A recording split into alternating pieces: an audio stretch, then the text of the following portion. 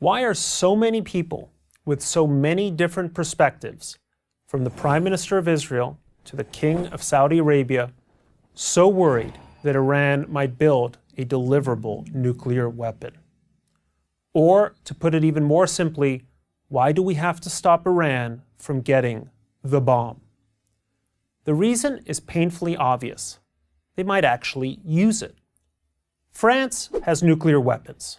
So does the United Kingdom. But nobody worries that they will use them. It's not nuclear weapons that are the problem. It's who has them and what they might do with them. We do not worship Iran, we worship Allah, said Iranian leader Ayatollah Khomeini in 1980. I say, let this land burn. I say, let this land go up in smoke, provided Islam remains triumphant in the rest of the world. A militant nation that does not fear its own destruction is a sure threat to its enemies.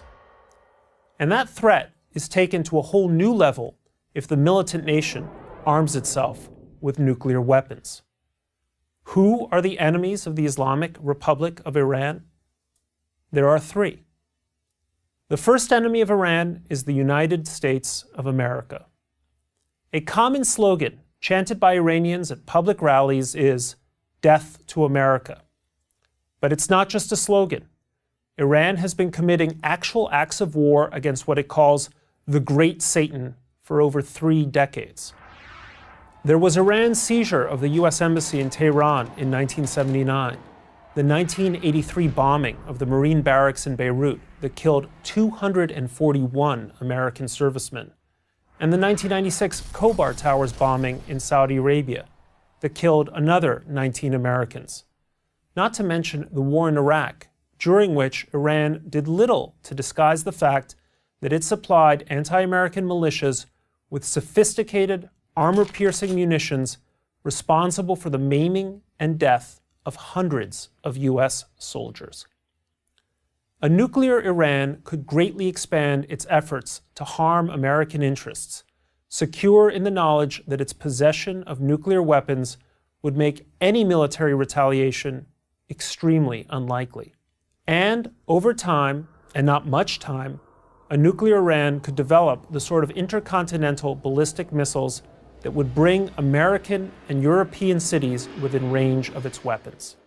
A second enemy of Iran, which is a Shiite Muslim nation, are the Sunni Muslim nations of the Middle East.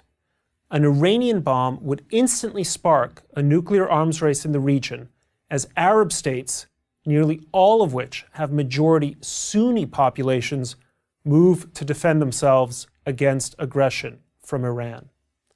As these regimes and dictatorships race to become nuclear powers, the chances that nuclear weapons might be used, either directly or through terrorist proxies, grow exponentially. And the third and ultimate enemy of Iran is Israel. Only around 1,000 miles separate the Islamic Republic from the Jewish state. Iranian leaders have called Israel a rabid dog, a cancerous tumor that needs to be cut away, and have called publicly and repeatedly for Israel's annihilation. They wage a continuous terrorist war against Israel through their proxies, Hezbollah and Hamas.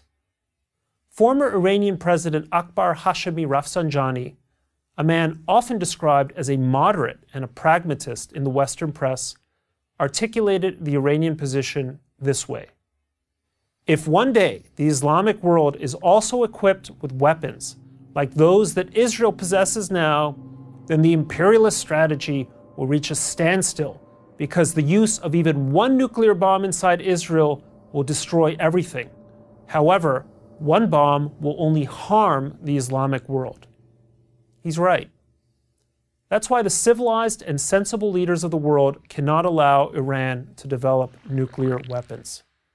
Because once the Iranians do, they will pose a severe threat to the security of America and Europe, spark a regional arms race that could see the world's worst players acquire the world's worst weapons, and threaten the Jews with extermination for the second time in a century. Or, to put it more simply, Iran cannot be allowed to get the bomb because they might actually use it. I'm Bret Stephens. Join Prager University, subscribe to our YouTube channel, and sign up for free at prageru.com.